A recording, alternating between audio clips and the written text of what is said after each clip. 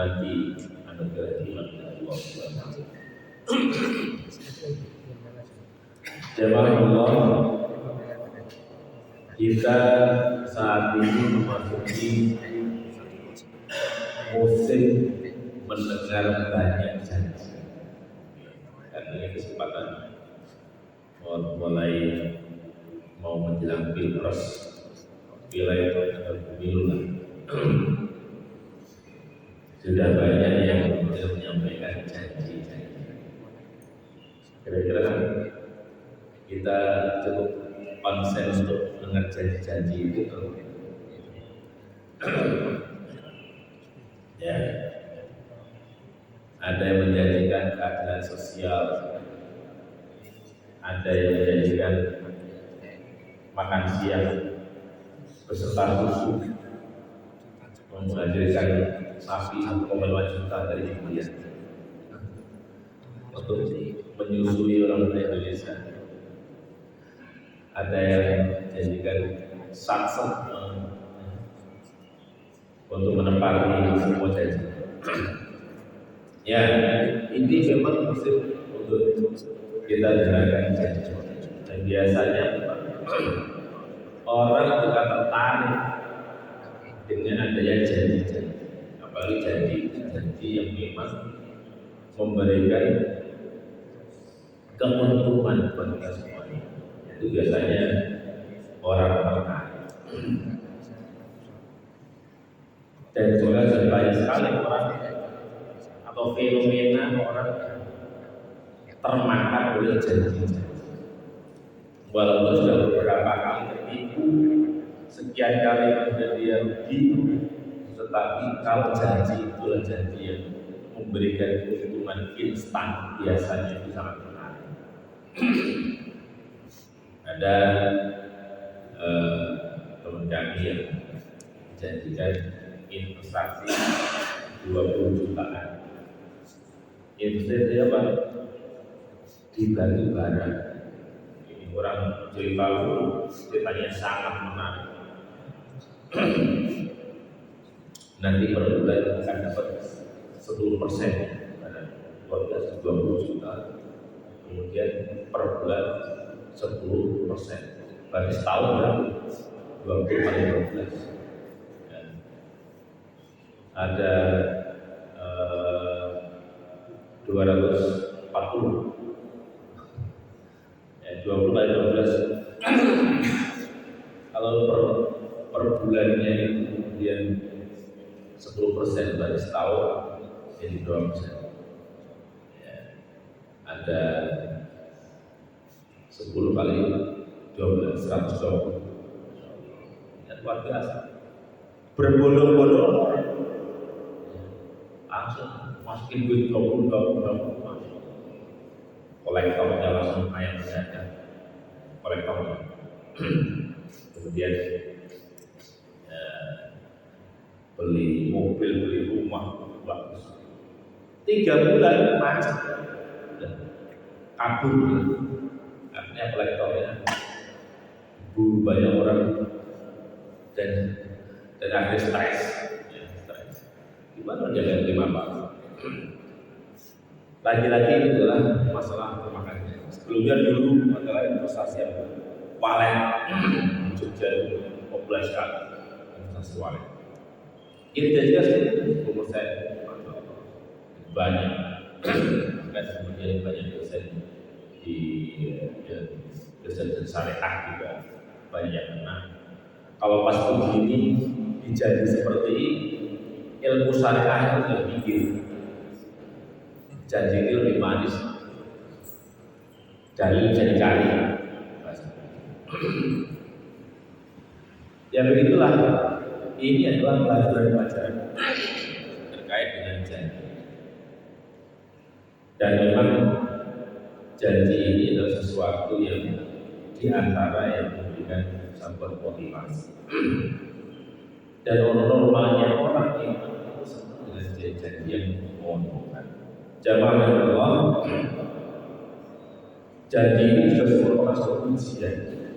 Apakah seseorang benar-benar memiliki iman yang benar ataukah itu adalah iman yang sebenarnya hanya realistis semata. Itu juga diuji dan sebuah janji.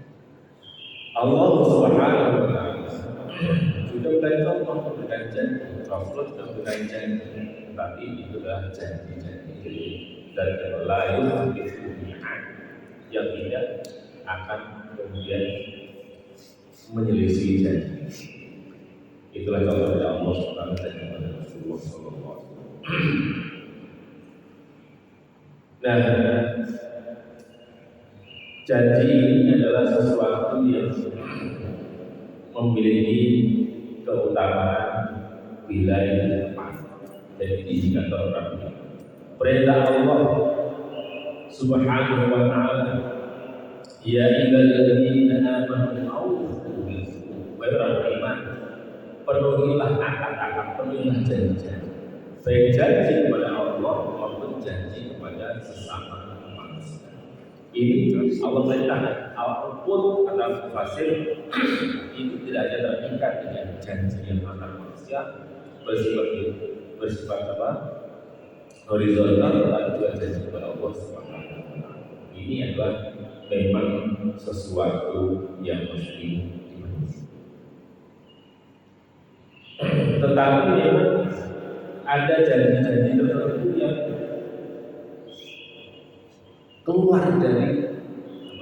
keluar dari kaidah asalnya yang disebut. Ada janji atau sumpah yang justru harus dilanggar. Ya, aneh. Perang sumpah nyatakan sesuatu tapi harus dilanggar. Kalau dipenuhi malah dosa. Di dalam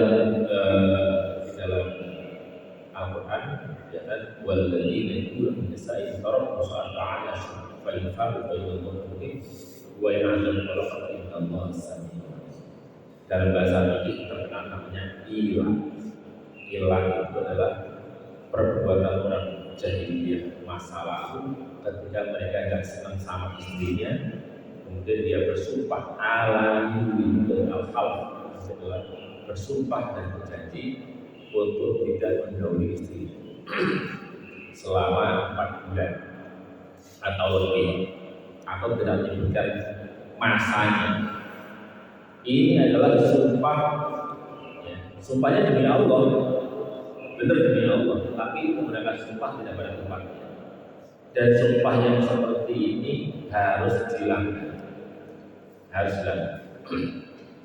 Kalau tidak dilanggar dosanya 2. Sudah sumpah untuk hal yang benar, yang kedua masih menepati sumpah yang salah. Yang sumpah seperti ini harus dilanggar,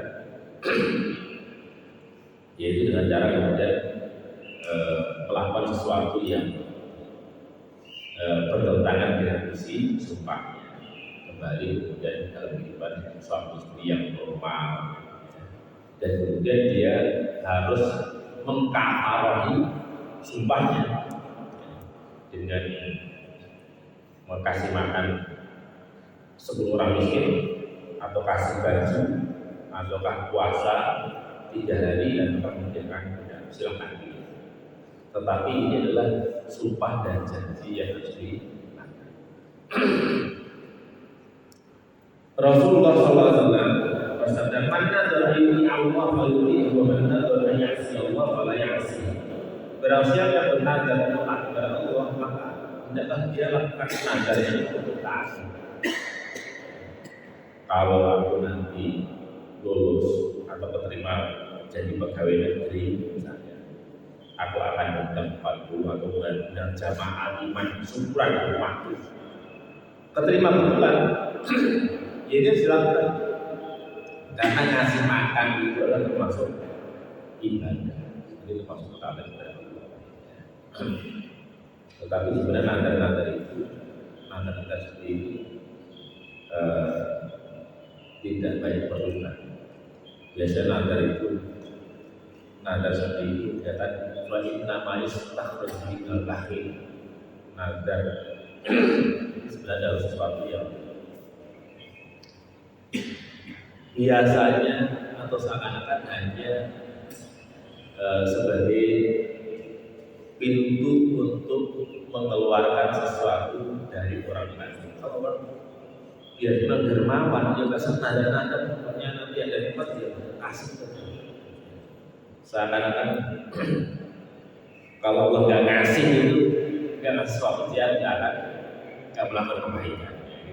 Itu seakan-akan transaksi ya Allah, pokoknya kau kasih begini aku akan kepada kau. Ini kan Pak Inna Pak Istighfar jadi berlebihan. Kalau dasarnya orang memang dia dermawan, tidak perlu untuk bernada-nada. Nah, ada jadi kata Imam Al-Khattabi dalam Hajar, ada janji-janji di antara janji yang tepati, ada janji yang tidak boleh ditepati, ada janji yang khilaf. Ini boleh ditepati atau tidak? Misalnya kalau dalam kehidupan rumah tangga, Rasulullah SAW mengatakan, Inna ahaqqas syurut antuhu mastahajtum bihi. Janji yang paling syarat yang paling wajib untuk penuhi adalah syarat yang dimana dengan satu kami menghalalkan kemaluan, yaitu adalah dalam rangka untuk menikah. Ini syarat-syarat yang paling harus dipenuhi. Karena kalau tidak dipenuhi berarti pernikahannya walaupun zahirnya itu sah, tapi sebenarnya dia sedang melakukan perzinahan juga. Kalau itu benar niat atau tidak. Orang misalnya makan, ya jangan makan. Mahalnya apa? Biar keren mahalnya apa? Tapi dia mikir, ya ini untuk bikin keren-kerenan aja, nggak akan bisa penuhi. Ya. Ini kalau seperti ini, nggak ada niat untuk memenuhi dari awal, maka selama hidupnya sampai dia meninggal, ya kalau tidak dipenuhi, maka dia jadi berzina. Ya, dia berzina. Karena ini adalah syarat yang sejalan dengan pernikahan. Itu sesuatu yang sejalan, cocok dengan kita. Tetapi ada syarat yang itu bertentangan dengan pernikahan atau itu bernilai maksiat. Maka kata yang Hajar dan Al-Khattabi mengatakan itu tidak boleh dipenuhi. Misalnya, oke, saya terima untuk poligami, tapi syaratnya satu, kamu nggak boleh nyentuh saya. Nikah nggak boleh nyentuh cuma. Kalau orang jualan silakan kita jual pada Anda. Motor ini boleh tak jual pada Anda. Sarannya motor itu nggak dinaikin. Itu berarti apa namanya? Syarat yang bertentangan dengan substansi akad ini tidak benar. Ini batal. Syarat-syaratnya. Termasuk yang agak berat yang dalam seringkali tadi kita adalah ketika ada seorang wanita ingin dinikahi, syaratnya apa? Saya mau nikahin, tapi syaratnya istri yang pertama itu kamu cerai. Ini termasuk syarat yang tidak boleh dipenuhi. Tidak boleh dipenuhi. Pertama janjinya salah, tetapi ini dipenuhi dengan memenuhi syarat ini dengan menceraikan istri yang pertama padahal tidak ada masalah. Ini juga salah. Ini adalah termasuk syarat yang janjinya. Ada janji yang sebenarnya khilafiyah. Boleh dipenuhi atau enggak? Apa itu? Kalau orang janji ini, oke, saya sanggup ya sampai nikahi, tapi janji atau syaratnya satu. Apa itu? Syaratnya tidak dibolehkan. Ya, syaratnya tidak dibolehkan. Jadi kira-kira syarat yang menguntungkan atau syarat yang menguntungkan? Ya. Menarik ya syarat itu. Ya ini termasuk syarat yang khilafiyah. para ulama itu berbeda. Karena satu sisi adalah untuk pelaksanaan nikah kedua keluarga itu adalah hak laki-laki. Hak laki-laki. Karena itu hak, maka sebenarnya ketika orang itu menjanjikan dengan cara menanggalkan satu haknya, dia berarti boleh begitu. Tapi ada yang berpikir kebaliknya. Itu adalah hak yang Allah berikan. Maka tidak boleh kemudian orang mensyaratkan untuk mengharamkan dan menghalangi hak seseorang. Ya, tetapi kalau kita baca dalam kitab Al-Fiqh Islam karya Abu Zuhaili, beliau cenderung mengatakan bahwa kalau ada pernikahan mensyaratkan seperti ini dalam bentuk tanazul, dalam bentuk mengundurkan dari sebagian haknya, maka itu tetap harus seperti ini. Mengundurkan hak sama dengan memberikan hak dia kepada orang lain. Jadi kalau kita ngasihkan uang itu hak saya, tapi ketika seorang istri itu minta mahar lebih dan setuju, berarti kan saya menanggapi hak saya dengan cara memberikan. Termasuk hak yang sifatnya non fisik tadi, itu adalah hak untuk menikah kedua. Kalau itu menjadi syarat dan harus setuju, ya benar setuju. Ini logika dari wabah Az-Zuhaili yang belum lebih merocikan boleh dengan syarat seperti ini. Ya, mungkin kalau yang gadis-gadis bisa pasang bukan dan tidak mau nikah bikin kontrak. Ini saya mau dibahas atau mengikuti wabah Az-Zuhaili bikin kontrak.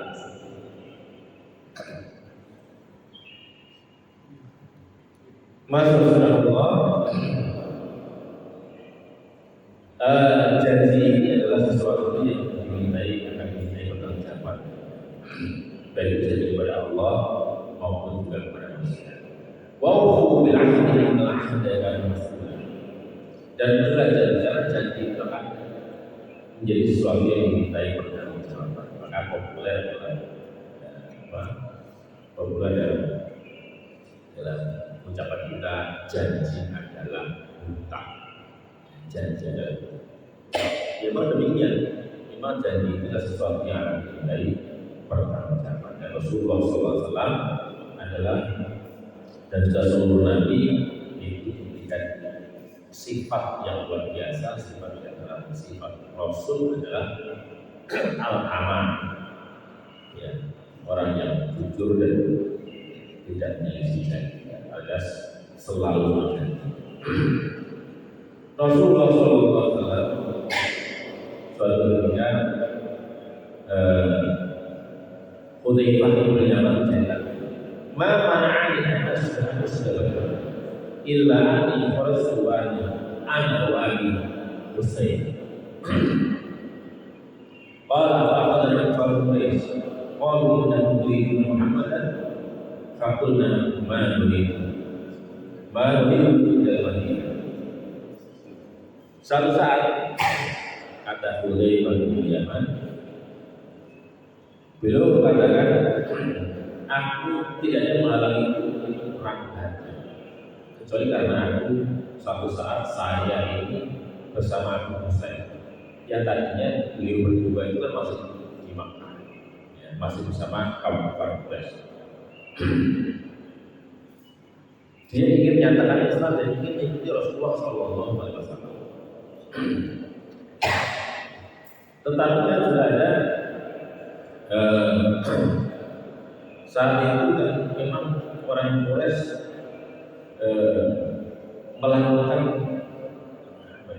melakukan upaya untuk melarang orang-orang Mekah untuk berhijrah mengikuti Rasulullah SAW. Maka orang-orang kafir ini menanyai Abu Hurairah bin Yaman dan Abu Husain. Mereka bertanya, kamu mau Madinah itu mau apa? Mau ikuti Muhammad kan? Oh enggak, aku hanya ingin Madinah, kalau ingin menikmati kota Madinah. Kamu nggak ingin ketemu Muhammad, ingin ikuti Muhammad. Ketemu aja kan?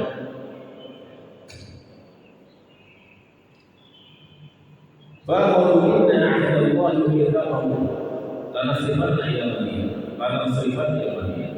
Maka kemudian orang-orang kafir ini benar-benar benar ya, ya demi Allah ya, orang kafir juga demi Allah. Kenapa?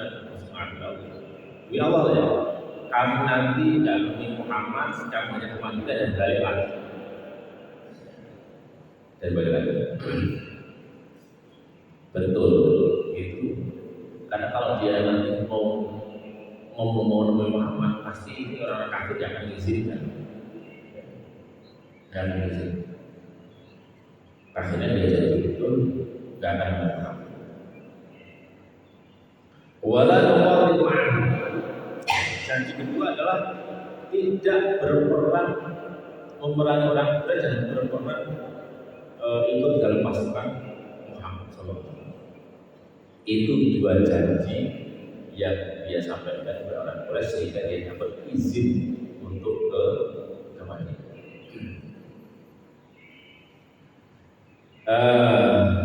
Falaila Rasulullah sallallahu alaihi wasallam.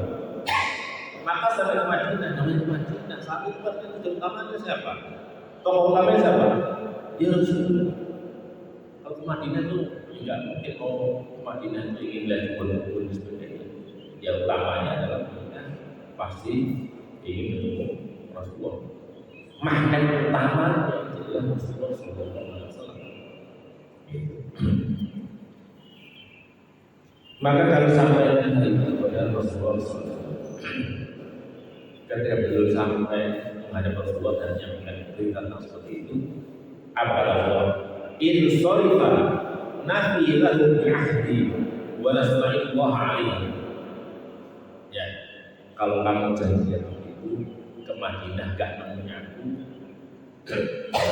dan tidak berperang sama aku, walaupun ini sebenarnya persiapan perang Badar itu, ya, ingin menagihkan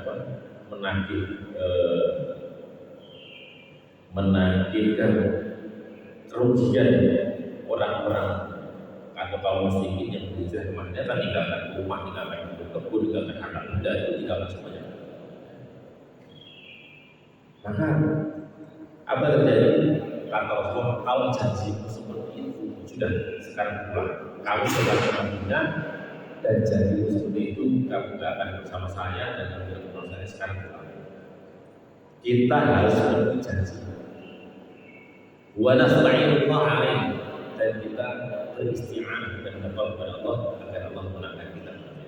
Tetapi janji ini terus tepat. Bayangkan ya, Rasulullah SAW ini kedatangan orang yang orang masuk Islam dan ingin bersama beliau, toh janjinya seorang kafir, apa itu? Tapi Rasulullah, ini adalah janji, ini adalah bukti akhlak Islam, harus penuhi. Kecuali kalau janjinya nanti kalau mau ke Mekah kafir lagi, kecuali kalau ini janjinya hanya sekedar kembali lagi ke Mekah penuhi. Masya Allah. Hal yang sama juga dialami oleh Abu Jandal. Abu Jandal ini pergi ke Madinah setelah sulh Hudaybiyah. Setelah apa? Setelah berjalannya Hudaybiyah. Waktu Nabi mau haji, dihalang-halangi seorang Quraisy, tidak boleh. Kemudian Rasulullah dijanjikan untuk beberapa tahun ke depan boleh, tetapi syaratnya adalah kalau ada orang Madinah menuju ke Mekah ingin gabung orang Quraisy harus diizinkan. Tetapi kalau ada orang Mekah masuk Islam kemudian mau hijrah ke Madinah harus ditolak, tidak boleh. Tidak boleh diterima. Itu tidak ada poin janji dalam sulh Hudaybiyah. Kira-kira kalau kita menilai saat ini kira-kira janji ini, inilah yang membuat saya tidak Umar kemudian mencak-mencak dalam bahasa kita. Mau berjanji kayak begini, kok ditandatangani? Ini zalim. Masa ada janji yang berat sebelah? Kalau ada orang kafir Madinah atau orang murtad dari Madinah menuju Mekah harus diizinkan. Tapi kalau ada orang beriman di Mekah kemudian menuju ke Madinah tidak boleh diterima. Ada tangan itu. Tetapi Masya Allah ternyata selama beberapa tahun itu dengan adanya perdamaian ini walaupun kekayaan tersebut Rasulullah yang kesempatan untuk berdakwah dengan aman ke berbagai daerah dan dunia Islam kuat hingga tahun 89 itu bisa mampu Mekah walaupun tampaknya dengan perjanjian yang tidak berbeda. Termasuk adalah Abu Jandal. Abu Jandal itu orang yang dan kuat. Dia maksa ke Madinah dengan Rasulullah, ya Rasulullah, saya beriman, saya masuk Islam, dan saya menuju ke Mekah. Saya berhasil menuju Madinah. Saya berhasil melepas mereka. Dan kata Rasulullah, ini janji kita dengan mereka. Penuhi kamu semua. Ternyata sebelum saya pulang, ada utusan dari Mekah itu nyusul Abu Jandal. Dua orang nyusul ke Madinah karena tahu Abu Jandal ini ternyata lolos menuju Madinah dan bersama Muhammad SAW. Dua orang menghadap Nabi, ya Rasulullah, ini Abu Jandal lolos ke Madinah. Sejalan janji dalam poin janjinya kalau ada orang yang Mekah ke Madinah masuk Islam harus kembalikan ke Mekah. Iya, silakan bawa. Abu Jandal kau pergi sama dua orang. Di tengah jalan Abu Jandal tidak terima. Ya oke, saya penuhi, saya akan kembali ke Mekah. Tapi di tengah jalan dua orang itu langsung tebas. Abu Jandal lawan dua orangnya tebas. Ya. Dan akhirnya beliau bilang banyak orang dari Mekah yang ke Madinah ditolak oleh Rasulullah. Akhirnya mau kembali ke Mekah dia nggak mau. Gabung dengan Abu Jandal. Akhirnya inilah kelompok yang kemudian menjadi ancaman orang Quraisy. Nabi itu memenuhi janji ya, tapi kelompok ini adalah kelompok yang akhirnya mengganggu orang Quraisy dan mereka ketakutan dari kelompok. Tetapi Rasulullah tetap memenuhi janji, Masya Allah, dengan orang kafir itu kalau tidak janji maka Rasulullah dalam kajian fikih kalau dulu ada negara Islam dan negara kafir, ada namanya Darul Islam, ada Darul Harb, negara Islam dan negara musuh. Orang Islam dan negara musuh itu boleh dan banyak hal yang digunakan, tetapi satu hal, tidak boleh al-ghadr, tidak boleh kemudian menyelisih janji. Kalau dia masuk ke negara kafir itu syaratnya tidak boleh menyelisih. Itu seperti itu. Tetap harus benar, walaupun dia adalah negara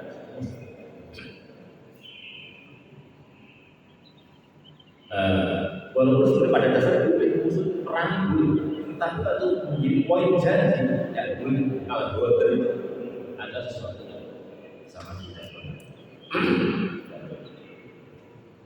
Walaupun dalam bahasa Hanifah orang itu kalau di negara kafir, kalau misalnya dia judi, boleh. Kemudian muamalah ribawiyah, boleh nggak? Boleh. Kenapa? Karena harta mereka kan dalam kata beliau, harta mereka kan sebenarnya itu ghanimah. Sebelum waktu masih tangan mereka itu sebenarnya itu adalah hal buat kita. Kalau kita pakai muamalah ribawiyah, pakai akadnya soalnya dengan bocor ribawiyah, itu sebenarnya akad itu tidak berguna. Itu dalam pandangan Abu Hanifah. Jadi kalaupun di sana itu pakai transaksi di hari, ya, judi sebagainya, itu dibenarkan karena itu sebenarnya sedang memperbaiki apa? Harta diri sendiri. Itu termasuk pada hal ini. Jawabanullah, bahkan sifat menepati janji ini adalah sifat yang akan diakui oleh Abu Sufyan yang saat itu masih menjadi musuh Islam, menjadi tokoh musuh Islam yang paling menonjol adalah Abu Sufyan. Suatu ketika ada surat Rasulullah SAW kepada Raja Heraklius. Heraklius itu Raja Persia. Kemudian raja ini mau pada surat dari Muhammad dari mana dari Mekah. Jadi ingin tahu bagaimana kondisi Muhammad itu sebenarnya. Maka dia mendengar ada kafilah dari Mekah sedang ada di Persia. Ternyata adalah rombongannya Abu Sufyan. Dipanggil Abu Sufyan dan rombongan menuju ke istana dan ditanya, bagaimana si Muhammad ini? Apakah dia turunannya orang-orang yang berdarah biru? Iya, ini adalah keturunan apa? Bani Hashim. Ini Bani Hashim yang sangat populer, satu saudara bangsawan. Di antara yang bertanyakan adalah, wahai yang pernahkah Muhammad menyelisih janji? Benar. Kata Abu Sufyan, tidak pernah. Walaupun kami ini musuhnya Abu Sufyan tetapi belum mengatakan dan apa adanya. Muhammad itu tidak pernah menyelisih janji. Bahkan walaupun dia adalah orang yang dimusuhi orang kafir Quraisy, tetapi mereka tetap saja kalau mau nitipin barang, mau tinggal pergi seperti itu tetap kepada Rasulullah. Dibayangkan secara agama itu bermusuhan, tetapi kalau nitip barang tetap ke Rasulullah. Apa kata Raja Heraklius? Wa kadzdzal anbiya la yu'minun. Begitulah makna. Ini Muhammad nabi bukan. Ini nabi benar. Memang sifatnya nabi. Dari dulu namanya nabi itu tidak berisi janji. Jadi Muhammad itu benar. Walaupun begitu Heraklius ketika mau masuk Islam itu diancam sama jenderal-jenderal orang sampai. Sebenarnya Heraklius itu nama Muhammad Islam, tetapi dia kemudian diancam oleh orang Islam sehingga terjadi masuk Islam. Walaupun dia sudah mengakui jelas-jelas saya. Nah, ini pentingnya termasuk orang tokoh, presiden, raja, kalau orang sekitarnya itu adalah busuk, ini bisa jadi dia coba saja jadi saja busuk. Ya. Pentingnya al-faqah as-solih, pentingnya adalah orang-orang sekitar yang soleh. Ya. Jadi apalagi kita punya orang lebih angkat, dulu perjuangkan sama teman-temannya, ya, sampai jadi pejabat, sampai jadi pemimpin. Ya. Dia kemudian sadar mau tobat itu berat.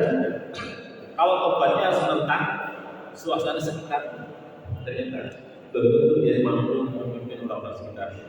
Apalagi kalau selama ini jadi boneka, mau tobat susah, ya, mau tobat susah.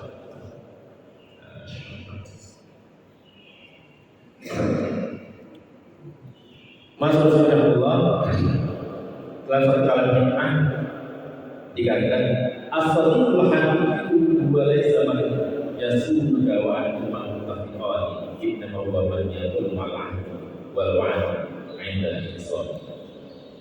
Teman sejati bukanlah orang yang menjaga kamu padahal kamu masih cocok, masih klop, masih plek, ya itu wajar. Tetapi teman sejati adalah orang yang tetap memenuhi janji walaupun kamu sedang berselisih.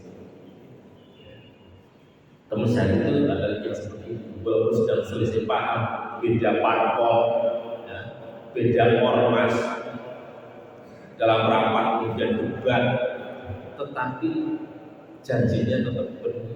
ini sebenarnya teman yang sejati. Ya, itu terusan. Tapi biasanya kalau orang sekarang nilai itu pokoknya beda pendapat itu sudah musuh. Ya, beda pilihan musuh.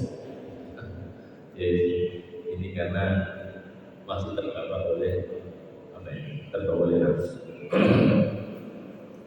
Masalah Allah ini semuanya kan kita hantarkan. Seringkali kita mempresip orang lain tentang masalah janji-janji. Tuh lihat janjinya beli piro janjinya. Katanya mau beli ini, mau beli ini, wah janjinya baik sekali. Ternyata bohong semua. Bohong semua. Tetapi marilah kita mulai introspeksi. Sebenarnya mayoritas orang Islam di Indonesia apalagi yang kita yang mayoritas dulu belajar ketika sholat itu bacanya hampir sama. Kita sebenarnya sedang mengucapkan janji mungkin tiap hari, sehari mungkin tak kurang dari 5 kali kita berjanji dengan mengatakan inna sholati wa nusuki wa mahyaya wa mamati lillahi rabbil alamin. Masya Allah. Ini janji yang paling lengkap, janji yang lengkap, janji paripurna, beratan yang maha sempurna, yang gak akan pernah terjadi lupa terjadi. Inna sholat itu juga ada dalam Al-Quran. Kul inna sholat katakanlah sesungguhnya inna sholat wal sudah ibadah atau korban wa mahyaya dan hidup wa mati dan mati lillahi rabbil alamin illallah Allah. Betapa indahnya janji, ya, betapa ini adalah pengakuan yang luar biasa. Masalahnya adalah seberapa kita merasa bahwa kita tiap hari berjanji. Jadi kita terangkan apa doa iftitahnya itu ada Allah mau kami banyak supaya ya. Tetapi kita kayaknya lebih masih banyak yang mengucapkan inna sholati wa nusuki wa mahyaya wa mamati. Banyak kalau orang eling janji ya, kepada Allah soleh aku ya. Orang se-Indonesia orang 80% soleh aku. Kalau ucapannya inna sholati wa nusuki wa mahyaya wa mamati, masalahnya mungkin nggak pernah asal. Itu hanya terucapkan mungkin sebagai hiasan bibir atau sekedar lipstick. Sementara maknanya mungkin itu banyak dipahami apalagi di ayat. Inna sholatku adalah lillah. Sholat yang lillah berangkatnya memang ingat Allah. Ini adalah panggilan Allah. Ini adalah ibadah yang sangat ya, yang saya sangat sayang. Akhir dari ibadah yang akan menjadi hal pertama yang bisa menjadi kunci kesalahan semua ibadah-ibadah yang akan saya lakukan. Kalau orang ingat itu, maka ibadah sholat itu, orang ibadah sholat seperintil akan bergegas untuk melaksanakan dan menyambut sholat. Tidak ada perasaan. Waduh, Allah akan menaikkan. Cita saya sangat menaikkan. Sholat itu tidak akan muncul kalau memang itu dibayangkan adalah sholat ini adalah sesuatu yang sangat bernilai. Apalagi kalau tingkatannya menjadi tingkat penikmat sholat. Wah, contohnya penikmat siapa? Sholat siapa? Rasulullah itu telah dapat alihna sholat dia bilang segera adani dan kasih kami waktu istirahat dengan sholat. Jadi waktunya, waktu istirahatnya, waktu paling menyenangkannya Rasulullah sholat. Wajilat ruku'aini fi sujud, dan Allah jadikan sedapnya mata, senangnya adalah ketika bersujud. Itu penikmat sholat. Ya. Kira-kira kita itu kalau sholat imamnya kira-kira baca apa? Surat Al-Mulk, surat As-Sajdah utuh. Itu kira-kira gerbang atau seneng? Sesuai kira-kira.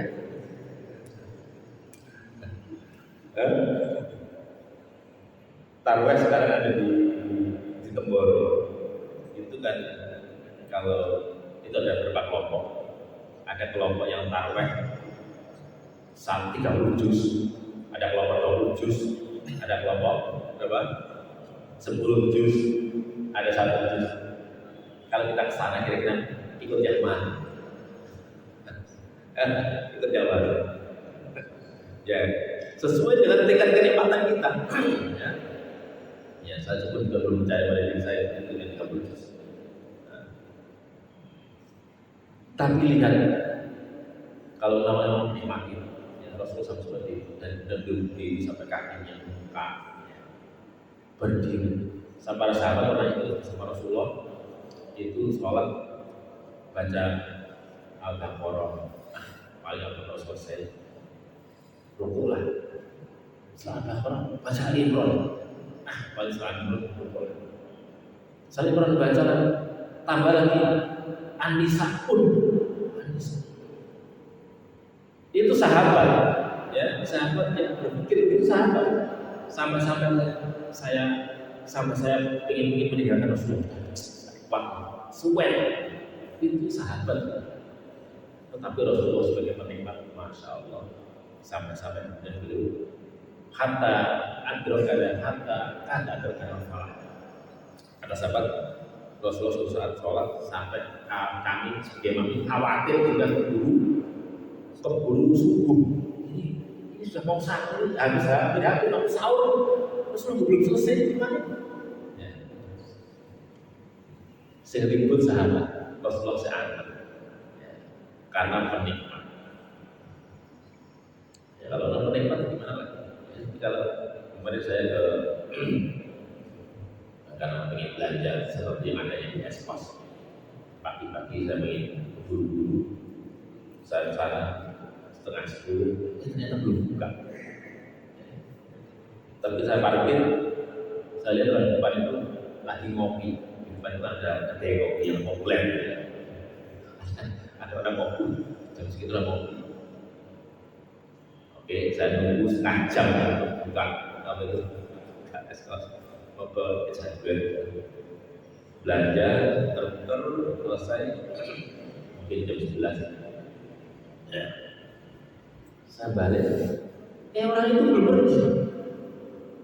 Orangnya belum pergi, padahal si canggih dia cuma dua canggih. Ya. Ternyata ini penikmat itu minumnya dikit, ya, dikit. Sampai ngobrol 1 jam 2 jam ya habis. Ya. Tapi ada teman kita satu saat diajak ke kafe. Ya kita pergi di kafe ngobrol. Ya. Teman ini yang lain itu ada ngobrol-ngobrol, menikmati, minum sedikit. Tapi teman saya satu begitu minum 2 kali itu habis. 2 kali itu habis. Kamu udah habis ya? Kalau minum kopi banyak lah. Kamu itu cari kenyang kok. Kamu bukan penikmat kopi tapi ingin kenyang dengan kopi. Sampai 2 kali, yang lainnya belum habis dia sudah ibu itu habis. Tipenya bukan tipe penikmat. Kita lihat juga orang yang gimana, ya, seringkali kita lihat orang mancing. Saya berangkat ke sini beberapa kali orang mancing di GPS di sisanya sampai jembatan. Ya Allah, ini orang meninggalkan istri, meninggalkan anak, bangun malam, ya, kena nyamuk, bertahan, nyebelin, jurang, ini dari jurang. Hanya sebenarnya kalau dapat ikan sebenarnya apa sih yang dia dapat? Dia hanya marah ketika ditarikan, hanya mencari sensasi, tanpa menikmati sekian jam tetap tidak ya bisa bertahan. Masya Allah. Kalau tipenya tipe penikmat sih seperti itu. Nah, bagaimana kita menikmati ibadah, menikmati Islam, menikmati sholat, menikmati puasa, menikmati zikir, menikmati baca Quran.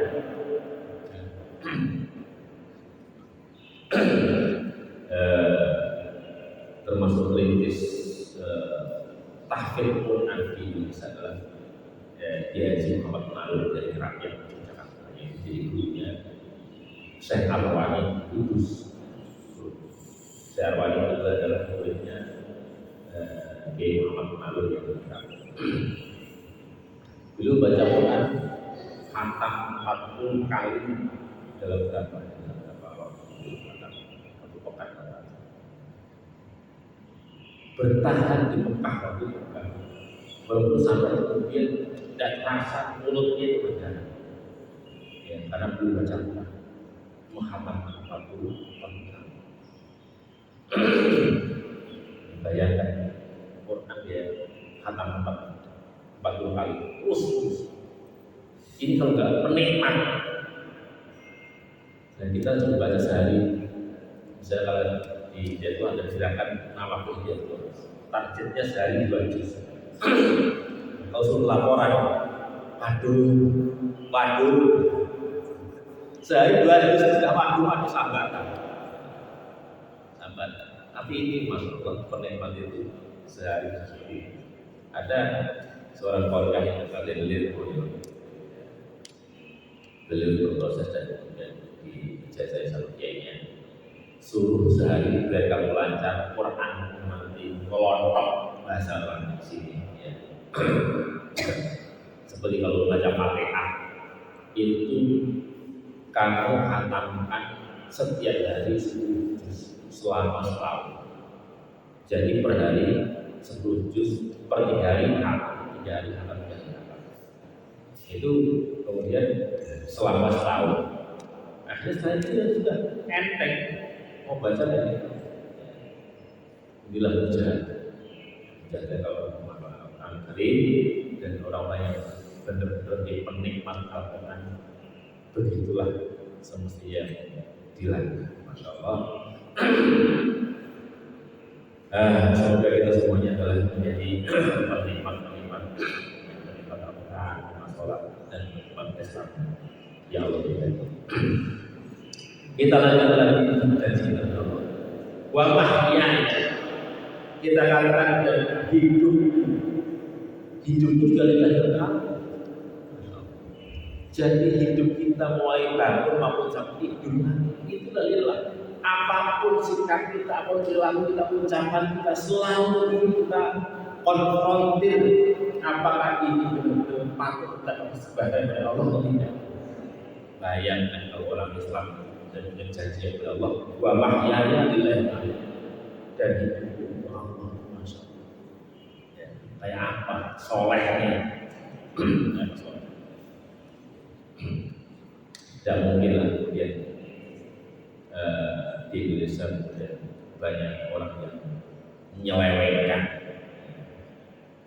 udah dapat coba menyelewengkan, banyak janji yang dicari. Insya Allah ada.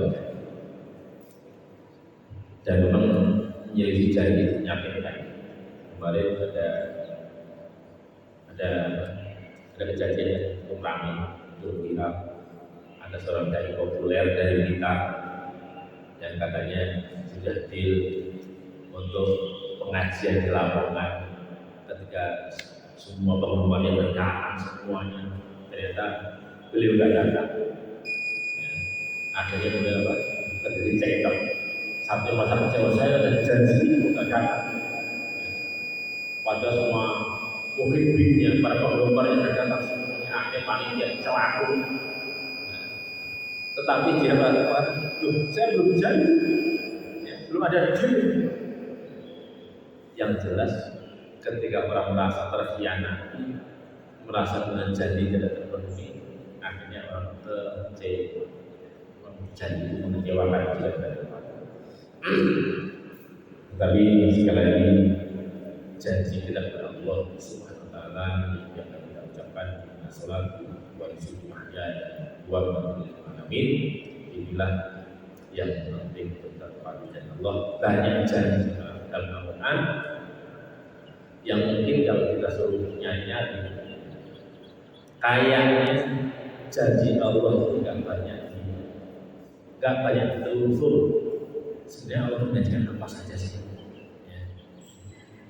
Janji-janji yang sangat menarik dari Allah, dan Allah layu berdoa.